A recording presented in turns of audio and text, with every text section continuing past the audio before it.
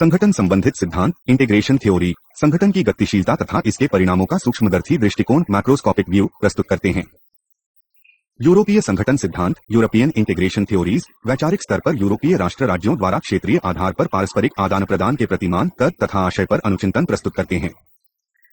यह चिंतन यूरोपीय संघ, यूरोपियन यूनियन (ईयू) के तथ्यात्मक अथ्यादर्शनीय आयामों, फैक्चुअल और ऑब्जर्वेबल एस्पेक्ट्स से ऊपर उठकर उन मूलभूत मान्यताओं का क्रमबद्ध अध्ययन करते हैं जो इन वास्तविकताओं के संचालन का मूल आधार होते हैं, तथा विभिन्न व्याख्याओं के आधार पर, जहां तक संभव हो सके, भावी कार्यों के दिशानिर्देश भी देते हैं।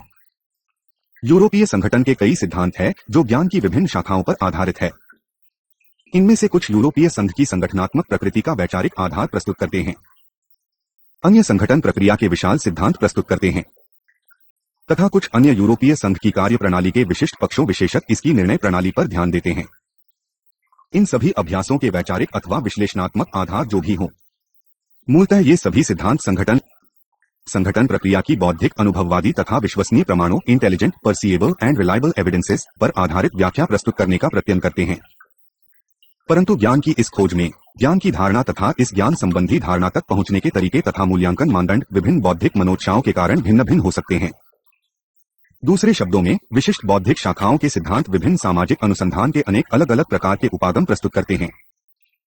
इन सैद्धांतिक विभिन्नताओं तथा विभिन्न उपागमों का अस्तित्व इसलिए भी है क्योंकि किसी भी तरह का सामाजिक चिंतन निरीक्षण नियंत्रण वातावरण के अंतर्गत नहीं हो सकता, अर्थात मानवीय प्रवीणता किसी भी प्रकार के बंधन को स्वीकार नहीं करती। इसके अतिरिक्त सामाजिक विज्ञानों की अधिकतर धारणाओं में ज्ञान की सर्वमान्यता नहीं होती, यह काफी हद तक सांस्कृतिक अथवा अन्य संदर्भों पर आधारित हो सकती है। अतः सामाजिक वास्तविकता को समझने का कोई सर्वमान्य मानदंड नहीं है। विभिन्न ज्ञान मीमांसाओं, एपिस्टेमोलॉजीज पर आधारित होने के कारण प्रत्यायाश्रित तर्क, ऑन्टोलॉजिकल एक्सप्लेनेशन में भी अंतर हो सकता है। यूरोपीय संगठन की विश्लेषण प्रक्रिया के संदर्भ में यह विशेष रूप से लागू होता है। इस इकाई में हम इन्हीं सिद्धांतों का अध्ययन तथा मूल्यांकन करेंगे। 2.1 उद्देश्य। इस इकाई के अध्ययन के पश्चात आप निम्नलिखित विषयों को समझने के योग्य हो जाएंगे। संगठन के रचनातंत्र, मैकेनिज्म्स तथा प्रक्रिया के अध्ययन से संबंधित सिद्धांत तथा उपागम है। संघवाद, अंतर सरकारीवाद तथा सहयोगवाद, फेडरलिज्म, इंटरगवर्नमेंटलिज्म एंड कंसोशिएशनलिज्म में अंतर और संघवाद के कुछ समकालीन सिद्धांत। 2.2 संगठन संबंधी सिद्धांत। यूरोपीय संघ एक जटिल इकाई है और इसका लक्षण वर्णन आसान नहीं है। ऐसा इसलिए है क्योंकि इसके विभिन्न सदस्य देशों के संदर्भ में यूरोपीय संघ की प्रकृति तथा कार्यों के प्रभाव की व्याख्या भिन्न हो सकती है। ये व्याख्याएं भी अपनी अलग व्यवस्थाएं व जटिलताएं पैदा करती हैं क्योंकि यूरोपीय संघ की विकास प्रक्रिया में भी कई परिवर्तन आते रहे हैं। ऊपरी तौर से देखें तो यूरोपीय संघ में संघवाद के सिद्धांत, परिसंघीय ढांचे, कॉन्फेडरल स्ट्रक्चर्स तथा साझे उत्तरदायित्व, शेयर्ड रिस्पॉन्सिबिलिटीज का मिश्रण है। यूरोपीय संघ का शासकीय पेंडुलम अंतर सरकारीवाद तथा अधिराष्ट्रवाद के बीच झूलता रहता है। किसी प्रकार के ऐतिहासिक उदाहरण के अभाव तथा यूरोपीय संघ की विकासशील प्रकृति के कारण इसकी राजनीतिक संस्थाओं का चरित्र चित्रण अत्यधिक मुश्किल हो जाता है। इस संदर्भ में विशिष्ट मूल्यों पर आधारित नैतिक सिद्धांत अथवा सूक्ष्म विश्लेषण करने वाले व्यवहारवादी विश्लेषणात्मक एम्पिरिकल एनालिटिकल सिद्धांत दोनों यूरोपीय संघ की विशिष्ट प्रकृति को समझने में अधूरे पड़ जाते हैं। तथापि विद्वानों द्वारा यूरोपीय संघ के साथ तत्व के अध्ययन के निरंतर प्रयत्नों ने विभिन्न अवधारणाओं, सुस्पष्टीकरणों, वर्गीकरणों तथा सिद्धांतों को जन्म दिया है। कई बार इन विभिन्न वैचारिक प्रणालियों में परस्पर प्रतिस्पर्धा भी देखने को मिलती है। चिंतन की इन विभिन्न धारणाओं में परस्पर चर्चा ने विभिन्न दर्शन ग्रहण को जन्म दिया है और यूरोपीय संगठन के सिद्धांतों में नए तथा रचनात्मक आयाम जोड़े हैं। सामाजिक विज्ञानों के सिद्धांत वास्तव में ऐसे बौद्धिक अभ्यास होते हैं जिनका उद्देश्य सामाजिक राजनीतिक वास्तविकता को क्रमबद्ध तरीके से समझने का चिंतन एवं प्रयास करना होता है। अतः सिद्धांत तथा गुणमूलक सामाजिक विज्ञान अनुसंधान दोनों एक दूसरे के पूरक हैं। सिद्धांत सामाजिक प्रक्रिया का क्रमबद्ध पर्यवेक्षण करने में सहयोग देते हैं ताकि जटिल सामाजिक प्रक्रिया को बेहतर तरीके से समझा जा सके। सिद्धांत विशिष्ट विशेषताओं की वैचारिक रूपरेखा प्रस्तुत करते हैं तथा जटिल सामाजिक वास्तविकता के मूल तत्व भी स्पष्ट करते हैं। सिद्धांतों के अभाव में सामाजिक विज्ञान का अध्ययन सूचना संग्रह तक मात्र ही सीमित रह जाएगा। 2 फरवरी 2001 संगठन संबंधी सिद्धांत के उपयोग। सिद्धांतों के विकास के चरण तथा इनकी प्रगति किसी भी विषय की परिपक्वता, रचनात्मकता तथा वैज्ञानिक आधार की तरफ संकेत करते हैं। यूरोपीय संगठन के विभिन्न सिद्धांत जहां विद्वानों द्वारा 20वीं शताब्दी के इस अद्भुत प्रयोग की विशिष्ट प्रकृति को समझाने में सहायता करते हैं, वहीं दूसरी तरफ यूरोपीय अध्ययन की परिपक्वता की तरफ भी इशारा देते हैं। यही सिद्धांत यूरोपीय संघ की समकालीन प्रवृत्तियों, विभिन्न सदस्य देशों के आपसी संबंध तथा भावी अभिधिया डायरेक्शन समझने में सहायता करते हैं। शैक्षिक जांच पड़ताल में सिद्धांत महत्वपूर्ण होते हैं तथा उपयोगी भूमिका अदा करते हैं। संक्षेप में इनका निरूपण निम्न प्रकार किया जा सकता है। एक, किसी भी विषय के क्रमबद्ध विश्लेषण तथा मूल्यांकन के लिए सिद्धांत बौद्धिक ढांचा प्रदान करते हैं जो उसे समझने में हमारी सहायता करता है। 2, सिद्धांत अनुसंधान प्रक्रिया को विश्वसनीय तथा क्रमबद्ध ही नहीं बनाते हैं अपितु पर्यवेक्षण एवं व्याख्या को विशा तथा सुस्पष्टता भी प्रदान करते हैं। 3, सिद्धांत बौद्धिक व्याख्याओं के रूप में क्रमिक विकास के तर्क, व्यवस्था अथवा प्रणाली की प्रकृति तथा परिवर्तन की दिशा को समझने में सहायक होते हैं जो प्रत्यक्ष रूप से दृष्टिगोचर नहीं होते। सिद्धांतों ने यूरोपीय संघ के अदृश्य तथा अपरिभाषित आयामों को समझने में सहायता की है।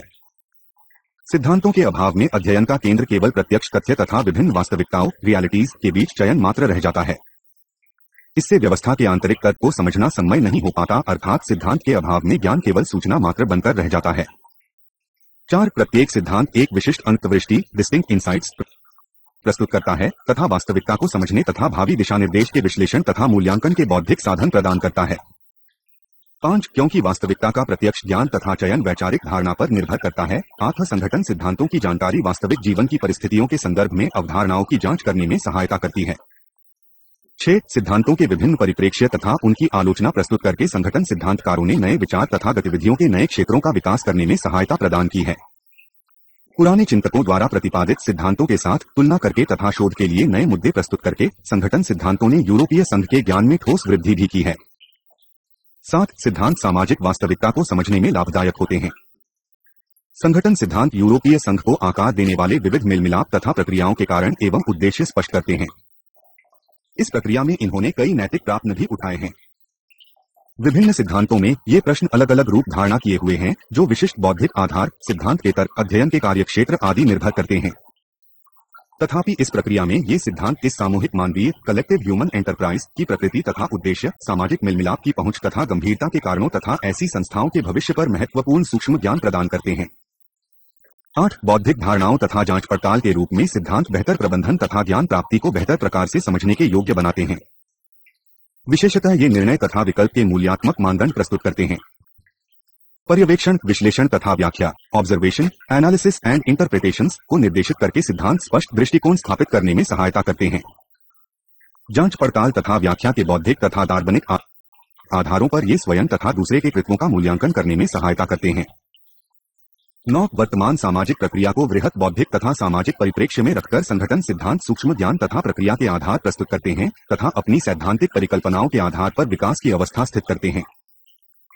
10, यूरोपीय संघ का विकास तथा इसकी बहुल नागरिकता, संप्रभुत्ता जैसी अवधारणाएं इसके विशिष्ट लक्षणों के सही आकलन में कई बार मुश्किलें पैदा करती है। इसका कोई ऐतिहासिक प्रतिरूप भी नहीं है। समकालीन चिंतन तथा शब्दावलियां भी यूरोपीय संघ के सार तत्व को समझने में अधूरी है। महत्वपूर्ण राजनीतिक परिवर्तनों को पहचानकर सिद्धांत जटिल वास्तविकता को समझने में सहायता करते हैं तथा यूरोपीय संघ की परिवर्तनशील प्रकृति के सार को मूर्त रूप देने में सहायता करते हैं। 2.3 संघवाद। सरकार के विभिन्न स्तरों में शक्ति विभाजन तथा लोकतांत्रिक संबंधों के लिए संघवाद एक प्रभावशाली राजनीतिक सिद्धांत रहा है। सांविधानिक प्रबंधन कॉन्स्टिट्यूशनल अरेंजमेंट्स के संदर्भ में संघवाद सरकार के प्रत्येक अंग की योग्यता एवं क्षमता को परिभाषित करता है तथा व्यक्तिगत एवं सामूहिक अधिकारों की रक्षा करता है। सार्वजनिक सहमति के बावजूद संघवाद की कोई सर्वमान्य परिभाषा नहीं है। इसका मुख्य कारण यह है कि संघवाद राजनीतिक सिद्धांत के किसी एकल स्रोत पर आधारित नहीं है। संघ सरकारें संघीय प्रबंधों के विभिन्न मानदंडों का अनुसरण करती हैं। संघीय व्यवस्था की कुछ विशेषताएं निम्नलिखित है।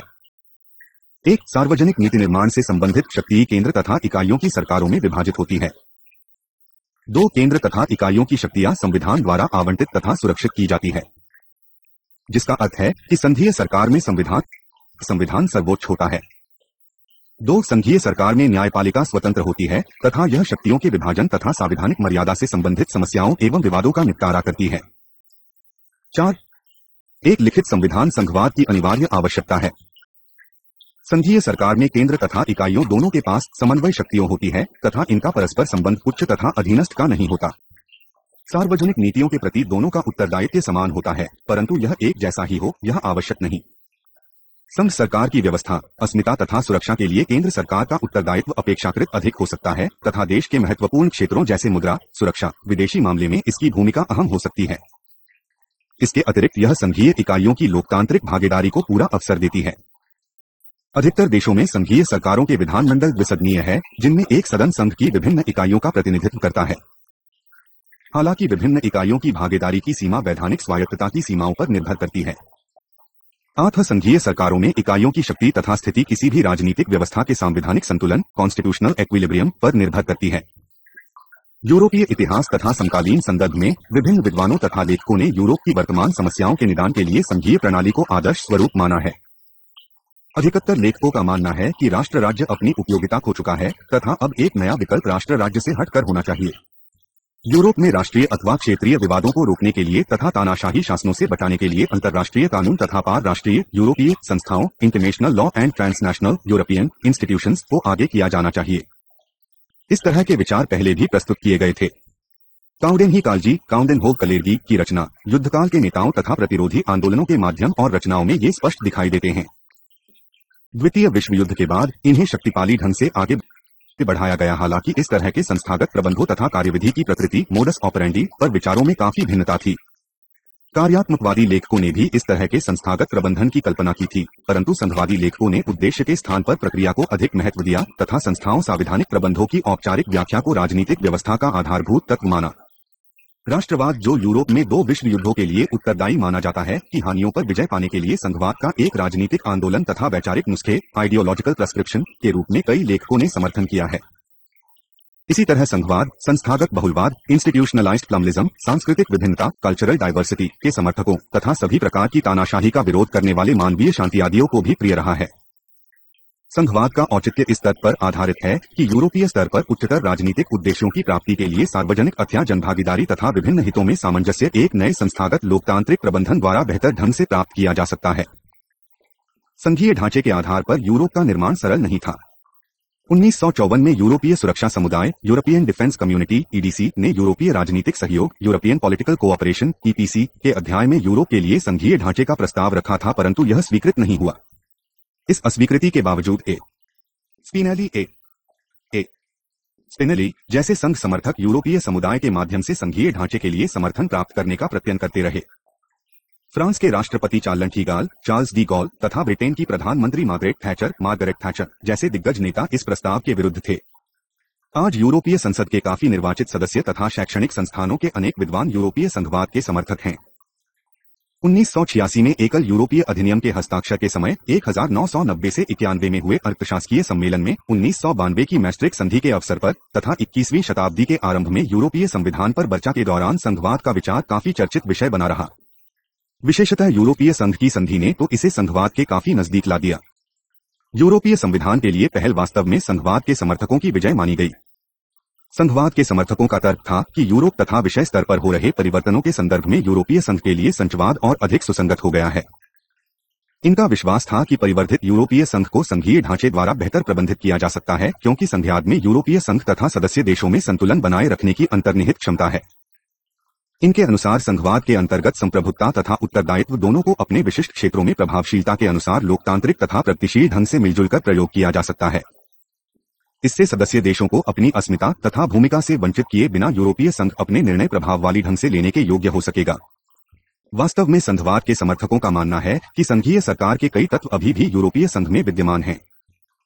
वे हैं: 1. यूरोपीय संघ तथा सदस्य देशों में शक्ति का विभाजन। 2. संधियों को संवैधानिक दर्जा, जो यूरोपीय संघ के प्रत्येक अंग की क्षमता तथा क्षेत्राधिकार स्पष्ट करता है।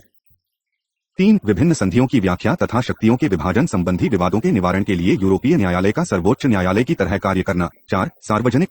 सार्वजनिक नीति पर स्पष्ट परिभाषित उत्तरदायित्व तथा आर्थिक एवं वित्तीय मामलों जैसे महत्वपूर्ण विषयों पर यूरोपीय संघ की अभिवर्धित क्षमता। और 5. यूरोपीय संघ की नागरिकता, यूनियन सिटीजनशिप तथा यूरोपीय संघ के औचित्य एवं उच्चतर राजनीतिक उद्देश्य, हायर पॉलिटिकल प्रिंसिपल्स को सार्वजनिक स्वीकृति।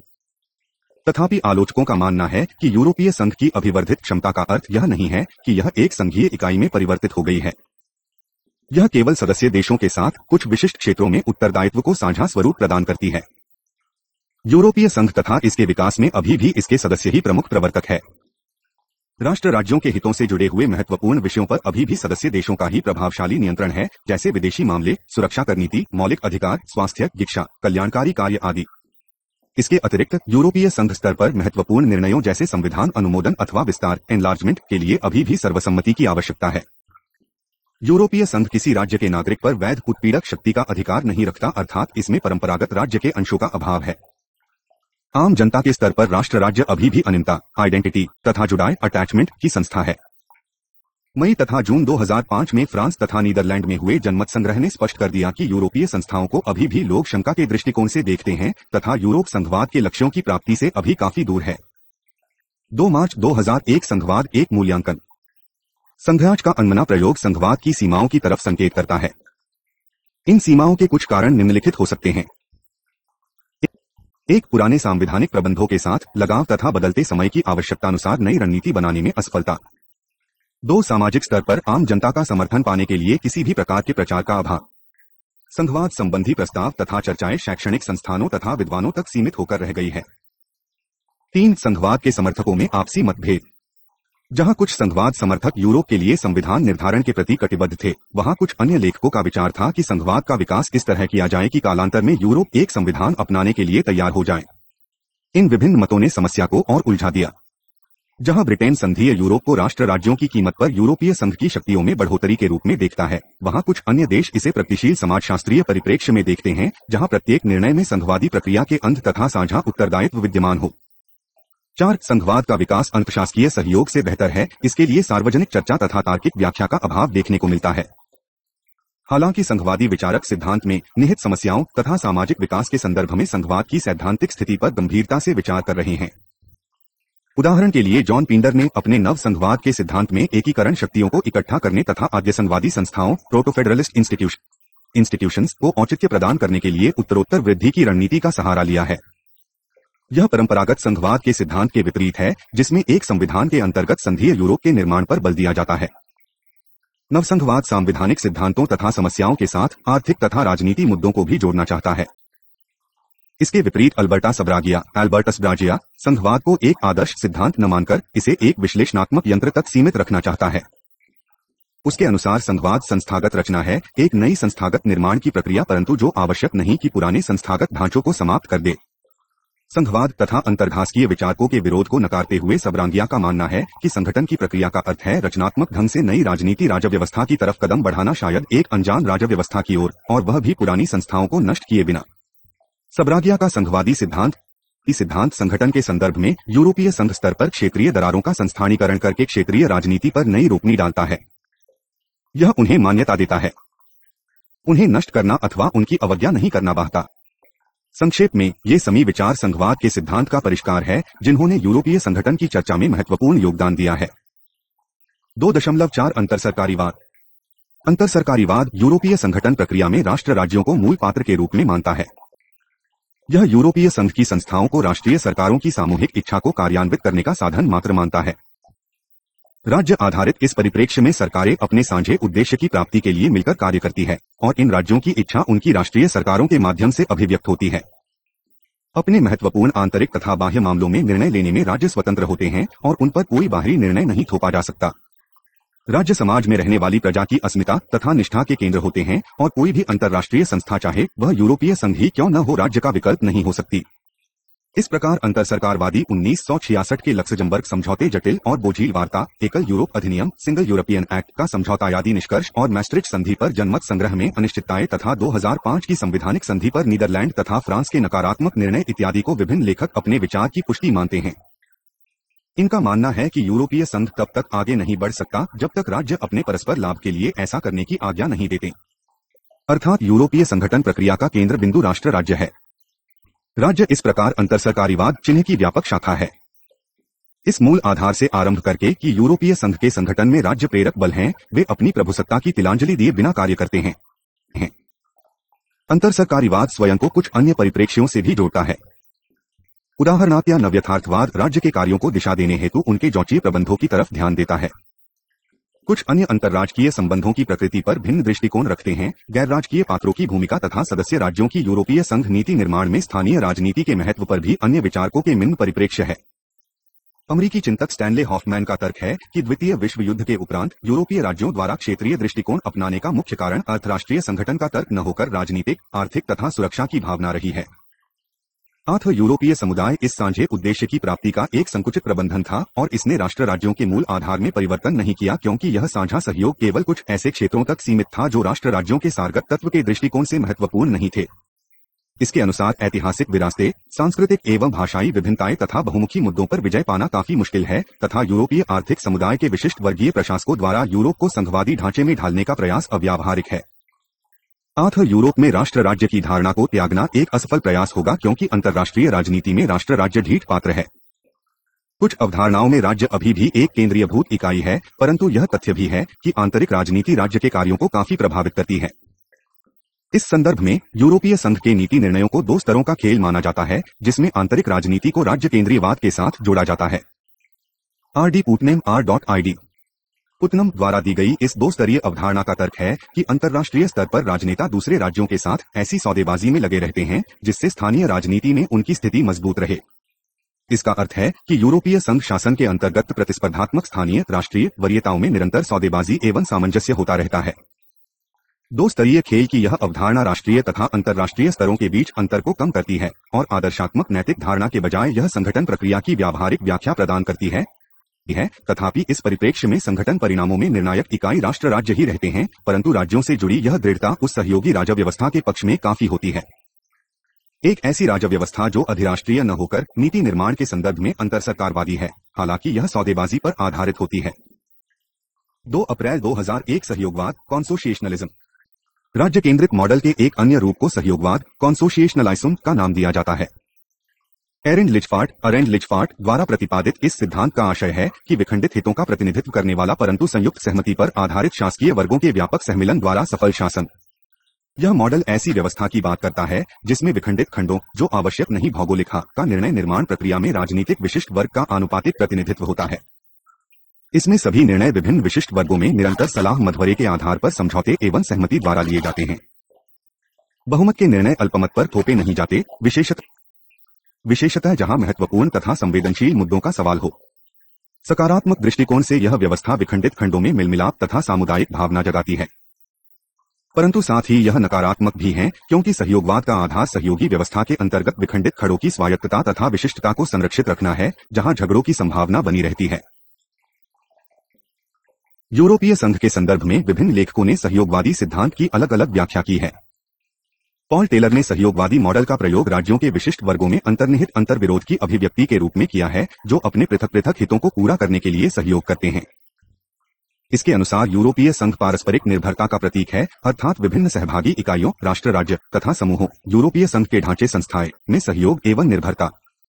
यह पारस्परिक निर्भरता सहयोगी प्रत्ययों के लिए सकारात्मक सिद्ध हुई है, क्योंकि यह विभिन्न इकाइयों अर्थात राष्ट्र राज्यों तथा समूह अर्थात यूरोपीय समुदाय की भूमिका तथा शक्ति को आगे बढ़ाती है। इसमें विखंडन तथा सहयोग में संतुलन बना रहता है, क्योंकि जहां विभिन्न विशिष्ट वर्ग अधिराष्ट्रीय स्तर पर संसाधनों में वृद्धि करना आवश्यक समझते हैं ताकि वे अपनी इकाइयों का लाभ पहुंचा सके, वहां वे अपनी इकाइयों की स्वायत्तता भी बनाए रखना चाहते हैं, इस डर से कि कहीं अधिराष्ट्रीय संसाधनों का आगमन उनकी इकाइयों पर पकड़े कमजोर न कर दे। महत्वपूर्ण बात यह है कि आत्मसंरक्षण की ये सामूहिक गतिविधियों राज्य की प्रभुसत्ता को चुनौती नहीं देती, क्योंकि इन गतिविधियों की प्रेरणादायक शक्ति अधिराष्ट्रीय नहीं होती, जैसा कि संघवादी अथवा कार्यात्मकवादी लेखक मानते हैं। सहयोगवाद के एक अन्य लेखक है दिमित्रिस क्रिसोकू, जिनका मानना है कि सहयोगवादी प्रयत्न के लिए न तो सामुदायिक भावना और न साझे मूल्यों की आवश्यकता है और न ही इसके लिए व्यक्तिवादी एकल प्रजा की आवश्यकता है, जो नागरिक कर्तव्यों के कारण एक दूसरे से जुड़ी हुई है। इन सबके विपरीत यह राजनीतिक नेताओं के बीच सामाजिक आर्थिक राजनीतिक हितों को आगे बढ़ाने के लिए सहयोग साझे शासन की आवश्यकता है, ताकि विखंडन के खतरे को रोका जा सके।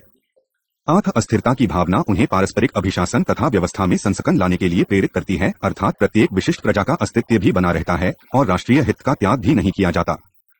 क्राइसोचू ने एक नया मॉडल परिसंधीय सहयोग कॉन्फेडरल कॉन्सोसिएशन भी प्रस्तुत किया है, जिसमें उसने यूरोपीय संघ को सम्मिश्रित राज्य व्यवस्था कंपाउंड पॉलिटी के रूप में परिभाषित किया है, जिसकी सांस्कृतिक तथा राजनीतिक दृष्टिकोण से विशिष्ट इकाइयां एक परस्पर सहमति पर आधारित संघ में बंधी हुई है, जिन्होंने न तो अपनी राष्ट्रीय सामूहिक पहचान खोई है और न ही उन्होंने अपनी राष्ट्रीय प्रभुसत्ता को किसी उच्चतर केंद्रीय सत्ता के हवाले कर दिया है। इन राष्ट्रीय शासक वर्गों को साहो महत्व के विषयों पर संयुक्त निर्णय की खातिर कुछ रियायतें देनी पड़ सकती हैं, परंतु इसमें भी स्थानीय स्तर पर उनकी स्वायत्त क्रिया की शक्ति को नजरअंदाज नहीं किया जाता। यह एक नए द्वंद्वात्मक संबंध साहो सामान्य प्रबंधों में विस्तार तथा स्वयासन के दबाव में बढ़ोतरी को जन्म देती है। समूह की भावना में वृद्धि ने वास्तव में राष्ट्र राज्यों की शक्ति में भी वृद्धि कर दी है। आठ यूरोपीय संघ एक ऐसी संस्था का प्रतिनिधित्व करता है जिसमें राष्ट्र राज्यों का संनिवेदन नहीं किया जाता। वास्तव में यूरोपीय संघ की परिसंघीय प्रकृति का इस बात से पता चलता है कि यूरोपीय संघ अभी तक राज्यों का समझौतावादी संघ ही है और यूरोपीय संघ की नागरिकता के लिए सदस्य देशों का नागरिक होना अनिवार्य है। यूरोपीय संघ का अंतर्राष्ट्रीय व्यक्तित्व भी पूर्णतया इसकी इकाइयों पर निर्भर करता है। यूरोपीय संघ की वैधानिक शक्ति इसकी इकाइयों की कार्यकारिणी में निहित है और यह आत्मनिश्चित सामूहिकताओं का मिश्रण है। यह प्रत्येक इकाई की अपने राष्ट्र निर्माण की संवैधानिक क्षमता को किसी प्रकार चुनौती नहीं देती।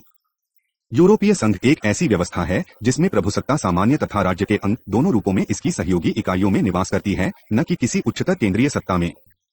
यूरोपीय संघ का शासन कंबल कार्यविधेय पक्षों तक सीमित है।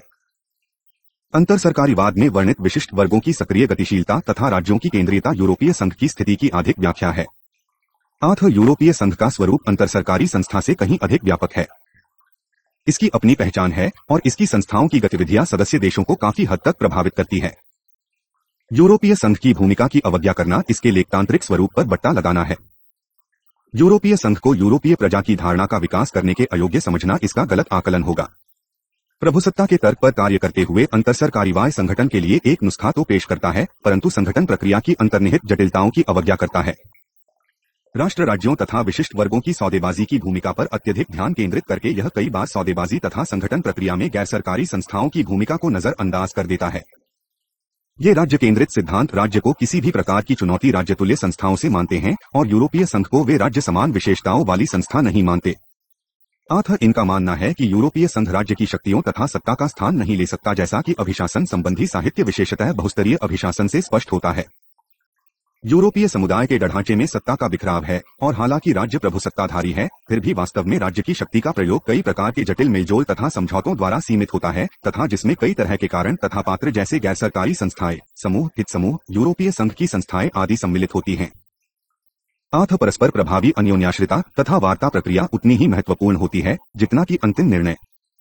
अंतर सरकारीवाद प्रक्रिया की बारीकियों की अवज्ञा करता है तथा यूरोपीय संघ को मात्र राज्य निर्देशित मानता है।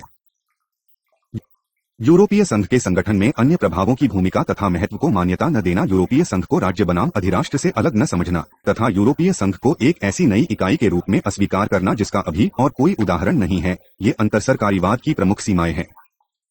2.5 नवकार्यात्मकवाद, नेओ फंक्शनलिज्म। यूरोपीय संगठन की जटिल प्रक्रिया की सैद्धांतिक व्याख्या करने के लिए 1960 तथा 1960 के दशकों में नवकार्यात्मकवाद एक अन्य प्रतिमान के रूप में उभरा। मुख्यतया अमेरिकी विचारकों द्वारा विकसित किए गए सिद्धांत नवकार्यात्मकवाद ने अपने प्रारंभिक धरण में कठोर क्रमबद्धता पर अधिक महत्व दिया। इसने संविधानी आंदोलन के आदर्शवाद तथा अधिराष्ट्रवाद के कार्यात्मक प्रतिमान दोनों को रहकर दिया। हालांकि बौद्धिक स्तर पर इसने संघवाद के इन विचारों से सहमति जताई, जैसे राष्ट्र राज्यों की निरर्थकता अथवा अंतर्राष्ट्रीय संबंधों की यथार्थवादी व्याख्या से विश्व शांति तथा प्रगति को खतरा, परंतु इन घटनाओं के कारणों की इनकी व्याख्या अलग थी। नवकार्यात्मकवाद राज्य व्यवस्था को नकारात्मक बुराई नहीं मानता, परंतु इसका मानना है कि समकालीन विश्व में इसकी उपयोगिता समाप्त हो चुकी है और यह सुस्पष्ट नहीं है। नवकार्यात्मकवाद एक सिद्धांत तथा एक रणनीति के रूप में जमरा, जिसका उद्देश्य राष्ट्र राज्य से जुड़ी दृढ़ता के क्रमिक कटाव तथा अपतन की व्याख्या करना था। इस प्रतिमान का उद्देश्य संगठन प्रक्रिया से संबंधित इकाइयों की अंतिम रूपरेखा का वर्णन करना नहीं था। रणनीति को लेकर नवकार्यात्मकवाद के विचार परंपरागत कार्यात्मकवाद से अधिक रूप से मिलते हैं, उद्देश्य रूप में नहीं। इनका मानना है कि शांति तथा प्रगति के लिए परंपरागत कार्यात्मकवाद के विचार अधूरे हैं। नए कार्यात्मकवाद का प्रतिनिधित्व करने वाले प्रसिद्ध लेखक डेविड मित्रानी का मानना है कि एक गतिशील तथा परिवर्तनशील समाज में जन कल्याण प्रावधानों में कार्यकुशलता लाने के लिए गैर राजनीतिक तथा गैर विवादास्पद तकनीकी क्षेत्रों में विभिन्न राज्यों की साझी प्रशासनिक संस्थाओं की रचना की जा सकती है। जैसे जैसे व्यावहारिक सहयोग तथा अंतर्राज्यीय संबंधों की समग्रता का लक्ष्य बिंदु समान हो जाता है, वैसे वैसे एक विश्व समुदाय का उदय होना आरंभ हो जाता है। तकनीकी अथवा आर्थिक क्षेत्र धीरे धीरे स्वयं प्रसारित होकर राजनीतिक क्षेत्र को भी निहित कर लेते हैं। इन परिस्थितियों में प्रभुसत्ता को न्यौछावर करने के बजाय संयुक्त गतिविधियों के कार्यान्वयन के लिए साझे तौर पर एकत्रित कर लिया जाएगा। नए अंतर्राष्ट्रीय नेटवर्क की रचना केवल राष्ट्रवाद के आयामों में परिवर्तन करेगी, इसकी प्रकृति में नहीं। नए कार्यात्मकवाद, जिसकी सबसे पहले अर्नेस्ट बी हास ने 1958 में स्थापना की, ने कार्यात्मकवाद के इस विचार को नहीं माना कि संगठन प्रक्रिया के दौरान तकनीकी एवं आर्थिक क्षेत्रों में प्रसार तथा कार्यात्मक अभिकरणों की रचना स्वयं में राजनीतिक प्रसार की ओर ले जाएगी। इसके विपरीत नैकार्यात्मकवाद का मानना था कि एक क्षेत्र में संगठन धीरे धीरे कदम कदम प्रक्रिया से दूसरे क्षेत्रों को निहित करता है, क्योंकि संगठन की यह प्रक्रिया नैतिक आदर्शों के स्थान पर उसके हितों द्वारा प्रभावित होती है।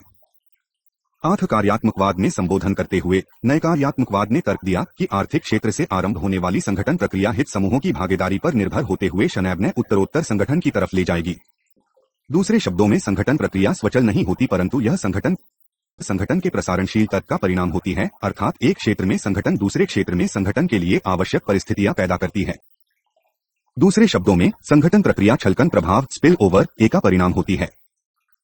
ऐसा इसलिए है क्योंकि अवरोधक क्षेत्र को संगठित किए बिना मूल क्षेत्र में संगठन का उद्देश्य पूरा नहीं होगा तथा फायदों को ध्यान में रखते हुए अन्य क्षेत्रों को भी संगठन के अंतर्गत लाया जाएगा।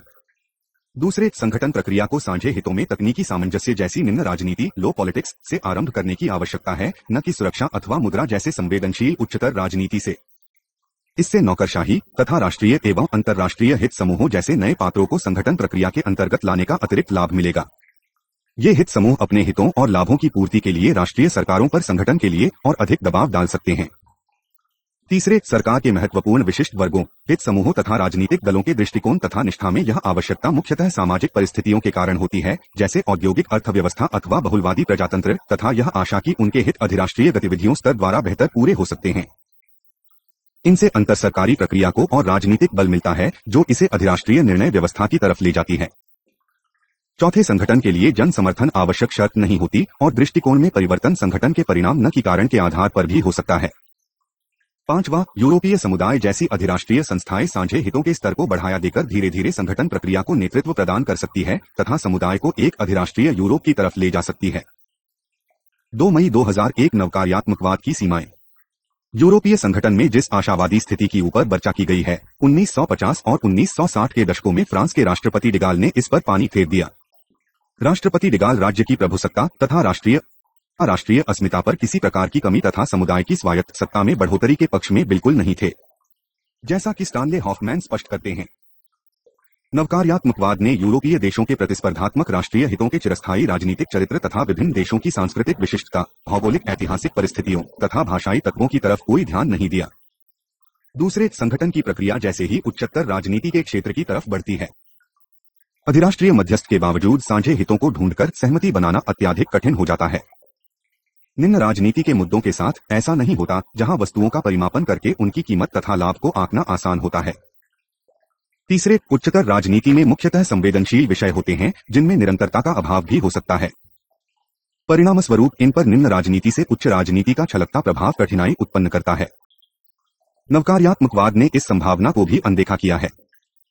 चौथे, नैकार्यात्मकवाद के लेखकों के तर्क के विपरीत वास्तविक स्तर पर राजनीतिक संगठन की प्रक्रिया में छलकन प्रभाव के ऐसे कोई प्रत्यक्ष प्रमाण नहीं मिलते हैं जो अनिवार्यतः राजनीतिक संगठन की तरफ ले जाएंगे। यूरोपीय समुदाय में संगठन प्रक्रिया में आज तक जितनी प्रगति हुई है वह राष्ट्रीय विशिष्ट वर्ग के नेतृत्व तथा राष्ट्रीय सरकारों के बीच समझौतों का ही परिणाम है। पांचवें, नवकार्यात्मकवादी लेखक यूरोपीय आयोग जैसे अर्थसंघीय तथा अधिराष्ट्रीय संस्थाओं की संभावित प्रोत्साहक भूमिका के प्रति अत्यधिक आशावादी रहे। इन्होंने राष्ट्रीय तथा अंतर्राष्ट्रीय राजनीति में मतभेदों को नजरअंदाज किया। इन्होंने राजनीतिक प्रक्रिया में सरकार की औपचारिक भूमिका एवं शक्तियों को कम महत्व दिया तथा इनकी अनौपचारिक शक्तियों तथा समूह गतिविधियों पर अधिक बल दिया। वास्तव में हित समूह, जिन्हें संगठन प्रक्रिया का संचलनशील यंत्र भी कहा जाता है, भी सीमाओं के अंतर्गत कार्य करते हैं, क्योंकि न तो इनकी जन सदस्यता होती है और न ही ये संपूर्ण सामाजिक समुदाय का प्रतिनिधित्व करने का दावा कर सकते हैं। वास्तव में यूरोपीय समुदाय के अंतर्गत सदस्य देशों के शक्ति केंद्रीयकरण ने यूरोपीय परिषद ही नहीं बल्कि बहुत हद तक विभिन्न समूहों तथा दलों की भूमिका में भी निर्णायक भूमिका निभाई है।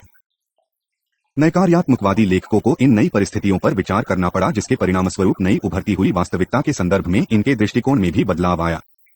नैकार्यात्मकवाद के प्रारंभिक लेखक अर्नेस्ट हस ने स्वयं संगठन की पूर्व निर्धारित दिशा को बदलने की क्षमता रखने वाले राजनीतिक नेताओं की भूमिका को स्वीकार किया। छलकाव के प्रभाव को अब ऐसे प्रभाव के रूप में परिभाषित किया गया जो पहले आर्थिक तथा तकनीकी क्षेत्रों में होता है। राजनीति अधिराष्ट्रवाद पर इसका प्रभाव उच्चतर राजनीति में राज्यों के संबंधों पर निर्भर माना गया। संक्षेप में, नैकार्यात्मकवाद में कई व्यवस्थाएं तथा परिशुद्धताएं आने लगी। 1980 के दशक में पश्चिम यूरोप में इन नए उग्रवादी परिवर्तनों की जैसी ट्रानहोल-मिक्केल्सेन ने परिशुद्ध नवकार्यात्मकवाद के नाम से व्याख्या की। यूरोपीय समुदाय के संदर्भ में छलकाव प्रभाव की कई शब्दावलियों देखने को मिली जिन्हें सामान्यतः कार्यात्मक, राजनीतिक तथा सांस्कृतिक माना गया। इसका कार्यात्मक छलकाव प्रभाव 1992 परियोजना में देखने को मिला, जिसके शनैनय विस्तार में अन्य पक्षों के अतिरिक्त सामाजिक पक्ष, एकल मुद्रा तथा आर्थिक मौद्रिक संघ को भी सम्मिलित कर लिया गया। इसका राजनीतिक छलकन प्रभाव 1980 के दशक में हुई अधिराष्ट्रीय निर्णय निर्माण प्रक्रिया में हुई महान प्रगति में देखने को मिला। ऐसे ही कुछ उदाहरण हैं: यूरोपीय आयोग की सक्रिय भूमिका, परिषद में सीमित बहुमत मतदान का आम प्रयोग तथा संगठन प्रक्रिया को यूरोपीय कोर्ट ऑफ जस्टिस के न्यायाधीशों का समर्थन। यह सुसंस्कृत छलकाय प्रभाव, जो अधिराष्ट्रीय पात्रों द्वारा संगठनात्मक पहल के सुविचारित समर्थन का प्रतिनिधित्व कर रहा था, हमें उलॉरस आयोग की सक्रिय भूमिका में दिखाई दिया। कुछ अन्य लेखकों ने नवकार्यात्मकवाद का प्रयोग सीमित दायरे में किया। नयकार्यात्मकवादी की मूल धारणा का प्रयोग करते हुए एने मेरी बर्ने तथा वाल्टर माटली, एन मरी बर्ली एंड वाटर मटली ने समुदाय के कानूनी संगठन में यूरोपीय कोर्ट ऑफ जस्टिस की भूमिका की व्याख्या की। वैन सैंडोलज तथा Alec Stone Sweet, Wayne Sandholtz and Alec Stone Sweet ने बाजारीकरण में आयोग के नीति नेतृत्व को मान्यता दी और इस बात पर बल दिया कि क्षेत्रीय संगठन संबंधी इन कदमों को वैश्वीकरण तथा घरेलू राजनीतिक सीमाओं के दबाव के संदर्भ में समझने की आवश्यकता है। इस संदर्भ में यूरोपीय संघ को एकल शासन के रूप में नहीं बल्कि शासनों की श्रृंखला के रूप में देखा गया, जिसमें चुनौतियों पर निर्भर करते हुए अधिराष्ट्रीय अभिशासन के नीति क्षेत्रों के बीच अंतर हो सकता है। आत्म छलक्य प्रभाव एक सहज प्रक्रिया न होकर परिस्थितियों से प्रभावित होती है। पुनः प्रतिपादन के बावजूद यूरोपीय संघ में हुई प्रगति के साथ नवकार्यात्मकवाद की व्याख्याएं मेल नहीं खाती। विशेषतः ऐसा यूरोपीय संघ के संविधान पर हुए जनमत संग्रह के समय देखने को मिला। इसमें कोई शक नहीं कि यूरोपीय संघ के नीति निर्माण क्षेत्र में काफी वृद्धि हुई है, परंतु इसका अर्थ यह नहीं कि राष्ट्र राज्य हाशिए मार्जिनलाइज्ड पर चले गए हैं। दूसरे शब्दों में, नवकार्यात्मकवाद को अभी भी यूरोपीय संघ की गतिविधियों के कार्यक्षेत्र तथा संगठन के स्तर के बीच भिन्नता को समझना है तथा यूरोप की वर्तमान स्थिति को ध्यान में रखते हुए इन दोनों के बीच संयोजन लिंकेज की संतोषजनक व्याख्या देनी है। 2.8 नवयथार्थवाद। हंस जे मोर्जेंथॉ द्वारा प्रतिपादित यथार्थवाद रियलिज्म की धारणा द्वितीय विश्व युद्ध के उपरांत अंतर्राष्ट्रीय संबंधों की प्रकृति की प्रमुख व्याख्या थी। यथार्थवाद के अनुसार अंतर्राष्ट्रीय स्तर पर व्यवस्था की गारंटी देने वाली कोई महाशक्ति नहीं होती। ऐसी परिस्थितियों में झगड़े होना स्वाभाविक है, परंतु आत्मस्वार्थ में कार्यरत राज्य अपनी सुरक्षा हेतु समझदारी से काम लेते हैं। राज्य व्यवस्था को समाप्त करने वाली कोई भी योजना एक व्यर्थ का प्रत्यय होगी। तथापि 1950 के दशक से यथार्थवादी धारणाओं का वैज्ञानिक अन्योन्याश्रित इंटरडिपेंडेंसी, मार्क्सवादी तथा शांतिवादी सिद्धांतकारी ने सूक्ष्म विश्लेषण किया तथा उन्होंने इसके मूल्यात्मक ढांचे एवं व्यावहारिक कमियों पर गहरा प्रहार किया। इसके बावजूद यथार्थवाद 1970 के दशक में नवयथार्थवाद के रूप में पुनः अवतरित हुआ, जिसमें परंपरागत यथार्थवाद में कुछ संबोधन किए गए। उदाहरण के लिए केनेथ वाल्टज ने नवयथार्थवाद पर प्रारंभिक विचार प्रस्तुत किए। खेल सिद्धांत तथा सूक्ष्म अर्थशास्त्रीय सिद्धांत में से मूल्य विहीनता, वैज्ञानिक सिद्धांत की निष्पक्षता तथा संगठनवाद का संगठनात्मक ढांचा तथा विवेकशील नीति निर्णय जैसी धारणाओं का समावेश यथार्थवाद की मुख्य धारा में किया गया। वाल्टज ने यथार्थवाद के सिद्धांत में संशोधन करके, परंतु इसकी पूर्ण अवज्ञा न करते हुए, अंतर्राष्ट्रीय स्तर पर शक्ति संघर्ष की विवेकशील व्याख्या देने का प्रत्यय किया। इसके अनुसार अंतर्राष्ट्रीय व्यवस्था की प्रमुख विशेषता अराजकता का महाकाय ढांचा होता है, जिसमें इसकी विभिन्न इकाइयों अर्थात राष्ट्र राज्यों को इस ढांचे में अपने अस्तित्व को बचाए रखने के लिए अत्यधिक समझदारी से काम लेना होता है। सैद्धांतिक स्तर पर समान होने के बावजूद विभिन्न राज्यों की क्षमताएं भिन्न होती हैं, जो उनके व्यवहार को प्रभावित करती हैं। विभिन्न राज्य गठबंधन तथा सहयोग के विभिन्न तरीके अपनाते हैं, जो अंतर्राष्ट्रीय स्तर पर अस्तित्व को बनाए रखने के विवेकशील यंत्र माने जाते हैं। इस अंतर्राष्ट्रीय अराजकता में भी व्यवस्था आ सकती है, परंतु यह एक स्थायी गठबंधन व्यवस्था का निर्माण नहीं कर सकती, क्योंकि विभिन्न राज्यों के व्यवहार उनकी क्षमताओं से जुड़े होते हैं तथा विभिन्न राज्यों का यह परस्पर राजकीय खेल प्रतिस्पर्धात्मक परंतु विवेकशील होने के कारण किसी तरह के स्थायी प्रबंध की इजाजत नहीं देता। वास्तव में अंतर्राष्ट्रीय व्यवस्था शक्तिशाली राज्यों के हितों तथा कार्यों से परिभाषित होती है तथा शक्ति आवंटन में किसी तरह का परिवर्तन काफी मुश्किल होता है, क्योंकि यह राज्यों के संतुलन को भी प्रभावित कर सकती है। क्षेत्रीय संदर्भ में नवयथार्थवाद यूरोपीय संघ जैसी संस्थाओं को व्यापक ढांचीय संदर्भ में आंकता है। यह युद्धोपरांत यूरोपीय संगठन को अंतर्राष्ट्रीय राजनीति के दो गुटों में विभाजन करता है तथा शीत युद्ध के व्यापक संदर्भ में अंतर्राज्यीय सहयोग की उपज मानता है। जॉन मेयरशिमर का मानना है कि बिना किसी महत्वपूर्ण अड़चन के संगठन प्रक्रिया में प्रगति का मुख्य कारण सोवियत संघ का खतरा तथा अमेरिका का समर्थन था, परंतु यदि यह दोनों परिस्थितियों बदल जाती हैं, तो संगठन प्रक्रिया आसानी से आगे नहीं बढ़ेगी। इसके विपरीत शंका तथा विवाद बढ़ेंगे, क्योंकि अब विभिन्न यूरोपीय शक्तियों सहयोग के परिणामस्वरूप उनकी प्रभुसत्ता पर अनुकूल तथा प्रतिकूल प्रभाव चर्चा का विषय होंगे। नवयथार्थवादी यूरोपीय संगठन को एक विवेकशील क्रिया मानते हैं, जिसका उद्देश्य वैश्विक तथा क्षेत्रीय दबावों तथा चुनौतियों के संदर्भ में प्रत्येक राज्य के लिए अधिकतम लाभ प्रदान करना है। ये संघीय एवं नयकार्यात्मकवादी तर्क को स्वीकार नहीं करते। नव्यथार्थवादी लेखकों द्वारा ढांचागत अंतर्राष्ट्रीय व्यवस्था पर अत्यधिक बल का अर्थ राष्ट्र राज्यों की भूमिका को नकारना नहीं है। राज्य केंद्रित दृष्टिकोण नव्यथार्थवाद की विशेषता है। एलन मिलवार्ड का तर्क है कि यूरोपीय संगठन यूरोप के प्रमुख परंतु युद्ध ध्वंसित राज्यों की अंगीकारी अनुक्रिया का प्रतिनिधित्व करता है, जो द्वितीय विश्व युद्ध के बाद विषय दबावों से भयभीत थे। इस चुनौती भरी परिस्थितियों में उन्होंने अपने जैसे राज्यों से प्रतिस्पर्धा करने की बजाय सहयोग बेहतर समझा ताकि उभरती हुई नई अंतर्राष्ट्रीय व्यवस्था में वे अपने हितों की अधिकतम सुरक्षा कर सके। रॉबर्ट कोहन तथा स्टानले हॉफमैन का भी मानना है कि यूरोपीय समुदाय प्रभुसत्ताओं के एकत्रीकरण का यंत्र है ताकि अंतरसरकारी सहयोग द्वारा परिवर्तनशील विश्व राजनीतिक अर्थव्यवस्था के संदर्भ में अधिकतम राष्ट्रीय लाभ बटोरा जा सके। इस संस्था के स्थापित तंत्र वास्तव में आपसी सुविधा तथा आत्मस्वार्थ के लिए किए गए परस्पर सहमति पर आधारित सीमित प्रबंध है, न कि अधिराष्ट्रीय उद्देश्यों को प्राप्त करने के यंत्र। नव्यथार्थवाद के अनुसार निश्चित क्षेत्रों में सीमित क्षेत्रीय संगठन प्रभुसत्ता को केवल आंशिक तौर पर प्रभावित करता है तथा इस व्यापक बांचे में कार्य करते हुए राज्यों की इच्छाओं का हमेशा ख्याल रखा जाता है। नव्यथार्थवाद की एक अन्य शाखा नवोदारवाद भी है। यह जहां अंतर्राष्ट्रीय अराजकतावाद, राष्ट्रीय हित तथा शक्ति को मान्यता देता है, वहां अंतर्राष्ट्रीय संस्थाओं द्वारा अराजकतावाद के कष्टदायक प्रभावों को कम करने के सकारात्मक परिणामों को भी मान्यता देता है। राज्यों को केंद्रीयभूत संस्था मानते हुए यह सिद्धांत अंतर्राष्ट्रीय समस्याओं को उपयोगितावादी संदर्भ में देखता है। राष्ट्रीय लाभ के लिए सकारात्मक सौदेबाजी को सुसाध्य बनाने में अंतर्राष्ट्रीय संस्थाओं का योगदान है। मोराइसिक अमोरावेसिक की रचनाओं का प्रमुख विषय रहा है। उदारवादी अंतरसरकारीवाद के नाम से पुकारा जाने वाला यह बांथा जहां एक तरफ राज्यों तथा अंतर्राष्ट्रीय संस्थाओं में परस्पर मेलमिलाप की व्याख्या करता है, वहीं दूसरी तरफ राष्ट्रीय वरीयता निर्माण, गठबंधन व्यवहार तथा अंतर्राजकीय सौदेबाजी में परस्पर संबंधों पर भी प्रकाश डालता है। परस्पर मेल मिलाप तथा परस्पर संबंध आपस में जुड़े हुए होते हैं। यह ढांचा 3 मान्यताओं पर आधारित है। 1. राज्य बुद्धिमत्ता से कार्य करते हैं। 2. राज्यों के उद्देश्य स्थानीय दबावों तथा मेलमिलाप के संदर्भ में निहित होते हैं। 3. सापेक्षिक सौदेबाजी की शक्ति तथा लाभ पर आश्रित अंतर्राजकीय संबंधों तथा नीति निर्माण में सरकारों द्वारा प्रमुख भूमिका निभाई जाती है। राज्य सरकार के माध्यम से राष्ट्रीय तथा क्षेत्रीय राजनीति में संबंध स्थापित करते हुए मोराइसिक का मानना है कि यूरोपीय समुदाय का विकास अनेक अंतरसरकारी सौदेबाजियों के परिणामस्वरूप हुआ तथा 2 समझौतों के बीच अंतराल रखा गया ताकि पहले समझौते को स्थायी होने का समय मिल सके। संगठन का स्रोत सभी राज्यों के स्वहित है। नव्यथार्थवाद की अनेक दृष्टिकोणों से आलोचना की गई है। यह यूरोपीय संघ की संगठन प्रक्रिया में राज्यों को प्रमुख पात्र मानती है। इस प्रक्रिया में यह अधिराष्ट्रीय संस्थाओं जैसे यूरोपीय आयोग तथा यूरोपीय न्यायालय, बहुराष्ट्रीय संस्थानों तथा प्रक्रियाओं जैसे यूरोपीय कंपनियां, हित समूह एवं यूरोपीय संगठन प्रक्रिया में नीति नेटवर्क आदि की भूमिका को कम महत्व देती है। कई व्यवहारवादी अध्ययनों ने स्पष्ट किया है कि संगठन प्रक्रिया को आगे बढ़ाने में इन पात्रों ने कुछ सर्वमान्य मानदंडों की स्थापना करके राज्यों द्वारा पूरक विधि निर्माण तथा संगठन निष्कर्षों को आकार देने में महत्वपूर्ण भूमिका निभाई है। इसके अतिरिक्त यूरोपीय संघ के अध्ययन से यह भी स्पष्ट होता है कि इसमें शक्ति तथा सत्ता का विकेंद्रीयकरण है, सत्ता किसी एक इकाई में केंद्रित नहीं है।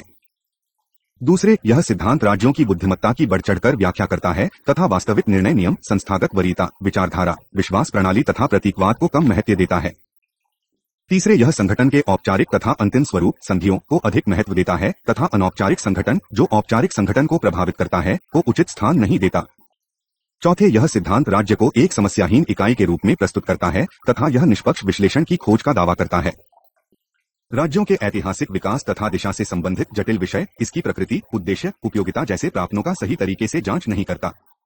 वास्तव में राज्य स्वयं एक विवादास्पद धारणा है तथा राज्यों के अंदर भी राज्य की प्रकृति तथा राष्ट्रीय हित जैसी धारणाओं पर आम सहमति नहीं होती। राज्य केंद्रित सिद्धांत इन प्रश्नों की अवज्ञा करता है। प्रशंसनीय कार्य के बावजूद नव्यथार्थवाद का दायरा सीमित है तथा यह संगठन की बारीकियों को समझने में असफल रहा है। 2.7 अन्य समकालीन सिद्धांत। यूरोपीय संगठन प्रक्रिया की व्याख्या से संबंधित उपरोक्त मुख्य सिद्धांतों के अतिरिक्त कुछ अन्य सिद्धांत भी हैं जो समय समय पर संगठन के औचित्य पर विचार व्यक्त करते रहे हैं। इनमें से कुछ निम्नलिखित हैं। 2 जुलाई 2001 परिसंघवाद, कॉन्फेडरलिज्म। परिसंघवाद एक सुस्पष्ट सिद्धांत नहीं है, यह केवल अंतरसरकारीवाद के एक रूप का प्रतिनिधित्व करता है। इसका तर्क है कि यूरोपीय संघ तथा राष्ट्र राज्यों के बीच संबंध एक सीमित परंतु अर्थपूर्ण भागीदारी है जो सहमति समर्थित शासन द्वारा राष्ट्रीय स्वायत्तता की रक्षा करती है। यह विभिन्नता में एकता के नियम में विश्वास करता है, परंतु साथ ही यह क्षेत्रीय संविधानवाद तथा समुदाय निर्माण प्रक्रिया की संभावनाओं पर कम परंतु उसकी सीमाओं पर अधिक बल देता है। संरचनात्मक दृष्टिकोण से परिसंघवाद संघवाद से भिन्न है, जहां संघवाद राज्य की इकाइयों पर बल देता है। यहाँ परिसंघ राज्यों की संविदात्मक यूनियन कॉन्ट्रैक्चुअल यूनियन होती है, जिसमें सदस्य देश आपसी समझौते द्वारा स्वेच्छा से इकट्ठे होते हैं। इस ढांचे में केंद्रीय सरकार इकाइयों की सरकारों के अधीन होती है और उन्हीं क्षेत्रों में कार्य कर सकती है जो सदस्य राज्य प्राधिकृत ऑथोराइज करते हैं। केंद्र सरकार सदस्य राज्यों की सरकारों में दखल नहीं दे सकती। तथापि परिसंघ का अपना कानूनी व्यक्तित्व होता है, जिसमें वास्तविक व्यक्तित्व बनने की संभावना बनी रहती है। परिसंघीय ढांचा प्रत्येक सदस्य देश की पहचान, कार्य तथा प्रभुसत्ता खोए बिना विशेष क्षेत्रीय व्यवस्था के निर्माण की इजाजत देता है। कोई भी देश यदि वह चाहे तो यूनियन छोड़कर अलग हो सकता है। परिसंघ परस्पर लाभ के लिए संयुक्त शक्ति का प्रयोग संभव बनाता है और शक्ति के एकाधिकार को पनपने से रोकता है। कुछ लेखकों ने यूरोपीय संघ को परिसंघ ढांचे के काफी नजदीक माना है। रॉबर्ट तथा स्टानले हॉफमैन का तर्क है कि यूरोपीय संघ के अध्ययन में परिसंघ ढांचे को बेहतर रूप से लागू किया जा सकता है, क्योंकि यूरोपीय संघ की अधिकतर केंद्रीय संस्थाएं अधिकतर अंतर सरकारी है। इनका संबंध विस्तृत अधिनियमों का जाल बिछाने के विपरीत एक साझा ढांचा स्थापित करना अधिक है तथा यह राष्ट्रीय विभिन्नता में एकता को काफी हद तक सहन करने के लिए तैयार है। यूरोपीय संघ की स्थिति सामान्य अंतर्राजकीय तथा आंतरिक राजकीय संबंधों के बीचों बीच है, जिसमें प्रत्येक देश का आत्मनिर्भर का अधिकार सुरक्षित रहता है। दूसरे शब्दों में यह अंतर सरकारी तथा अधिराष्ट्रीय यूरोप के बीचों बीच है और ये प्रबंध वैश्वीकरण के दबावों के बलते साझे उद्देश्यों की प्राप्ति के लिए किए गए हैं, परंतु जिसमें प्रत्येक इकाई अपनी प्रभुसत्ता तथा पहचान बरकरार रखती है। यूरोपीय संघ के संदर्भ में परिसंघीय दृष्टिकोण को इस आधार पर उचित ठहराया जा सकता है कि यूरोपीय संघ का आज तक का सारा विकास विभिन्न सार्वभौम राज्यों में अंतर सरकारी समझौतों का परिणाम है, जिसमें किसी भी इकाई के राष्ट्रीय हितों को ठेस पहुंचाए बिना उनकी विभिन्न वरीयताओं को समायोजित करने की कोशिश की गई है। यूरोपीय संघ का परिसंघीय चरित्र इस बात से भी स्पष्ट होता है कि इसका कांचा अंतर्राष्ट्रीय संधि पर आधारित है, न कि एक संविधान पर। यूरोपीय संघ की परिषद में निर्णय प्रणाली बहुमत मतदान पर आधारित होने के बावजूद भिन्न मतावलंबी सदस्य देशों का विशेष ध्यान रखा जाता है तथा विभिन्न दृष्टिकोणों को समायोजित करने के लिए प्रायः एकमुश्त कार्यक्रम भी प्रस्तुत किए जाते हैं। परंतु इस दृष्टिकोण में भी वही कमियां हैं जो राज्य केंद्रित दृष्टिकोण की है, अर्थात यह प्रक्रिया के बजाय संस्थाओं एवं कार्यों की बजाय ढांचे को अधिक महत्व देता है। 2 जुलाई 2002 अन्योन्याश्रिता इंटरडिपेंडेंस। अन्योन्याश्रिता का सिद्धांत 1970 के दशक में लोकप्रिय हुआ, जिसके मुख्य कारण थे यूरोपीय समुदाय में राष्ट्रीय सरकारों की बढ़ती भूमिका, वैश्विक आर्थिक तथा राजनीतिक परिस्थितियों की जटिलता तथा राष्ट्रीय एवं विदेशी क्षेत्रों में विभाजन को कम करने वाली संस्थाओं तथा पात्रों का उदय। फ्रांस के राष्ट्रपति डिगाल की गतिविधियों तथा लक्जमबर्ग समझौते 1966 ने यूरोपीय समुदाय में यूरोपीय आयोग की भूमिका को कम करते हुए परिषद की भूमिका में वृद्धि कर दी तथा राष्ट्र राज्यों के महत्व को बढ़ा दिया। विदेशी स्तर पर बैटन वुड्स व्यवस्था के टूटने तथा 1973 के पेट्रोल संकट ने अधिकाधिक आर्थिक विनिमय के लिए राज्यों को राजनीतिक स्तर पर एक दूसरे के नजदीक आने के लिए मजबूर कर दिया, हालांकि यह संगठनात्मक गतिविधियों नहीं थी। इस नए परिवेश में यूरोपीय संबंधों को दर्शाने के लिए संगठन की अपेक्षा अन्योन्याश्रिता को अपेक्षाकृत अधिक व्यावहारिक तथा विश्लेषणात्मक माना गया। अन्योन्याश्रिता का सिद्धांत यूरोपीय संघ की राजनीति को बृहत बहुलवादी परिप्रेक्ष्य में देखता है। यह एक संगठितकारी व्यवस्था की श्रेणीगत धारणा के वांछनीय विश्लेषण से ध्यान हटाकर इसे यूरोपीय नीति समन्वय के विकेंद्रित तथा विभाजित ढांचे, पारराष्ट्रीय गठबंधन तथा श्रेणीगत आर्थिक प्रबंधन पर केंद्रित करता है। सार रूप में अन्योन्याश्रिता का सिद्धांत यथार्थवाद की राज्य केंद्रित धारणा को चुनौती देता है तथा एक ऐसी विकेंद्रित विश्व व्यवस्था की धारणा प्रस्तुत करता है जिसमें विभिन्न पात्र तथा संस्थाएं निहित है और जिसमें राज्य अनन्य संस्था न होकर बल्कि इनमें से एक संस्था है।